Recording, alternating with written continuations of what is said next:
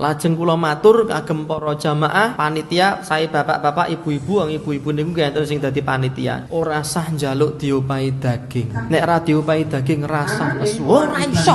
Enten wong niku blas ora tau salatan masjid bareng Idul Kurban niku dadi ketua panitia kurban. Awake dhewe nipun mboten kurban, dadi panitia taun iki aku ora kurban. Yo aku tak kurban tenaga. Tak kurban pikiran. Yo tak nggawa lading saka ngomah, tak niati ibadah.